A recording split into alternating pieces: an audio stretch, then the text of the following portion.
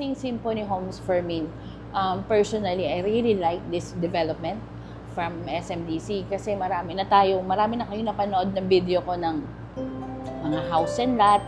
Yan. Meron sa Laguna, yung mga dati kong mga ginawa pa, mga ilang years na. Okay, ngayon lang ako talaga nag-recommend ng house and lot, which is the Symphony Homes, kasi masaya po yung ambience. Tapos, ang natutuwa ko sa tagline ng project na to, it's a house and a lot more. Okay, so kasi incomparable po siya sa mga ibang subdivision na usual. Ang dami niya pong amenities.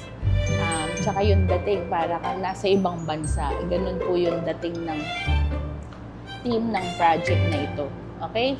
It looks simple lang pag ganito lang titingnan nyo. Pero pag napanood nyo po yung mga video ko sa Symphony Homes, yan, mukha po yung Amerika. Para ka nasa Amerika.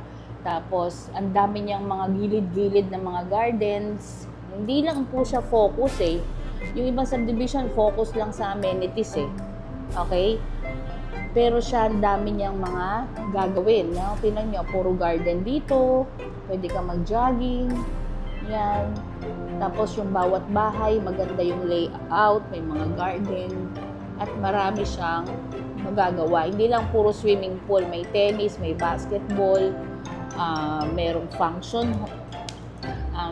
halls, at makikita nyo pa yung, hindi ko na nga po masaulo lahat sa dami po ng amenities, lalagay ko na lang dito. Yan. So, hindi ka lang bumili ng lupa, hindi ka lang bumili ng bahay, kundi bumili ka rin ng lifestyle mo. Pag nag-retired ka, pwede mo rin vacation home, kumbaga investment na nakakapagpasaya sa'yo. Hindi lang siya puro money making, okay? Nagbibigay din siya na pwede mo rin siyang maging comfort zone at maging relaxing place for you. Okay?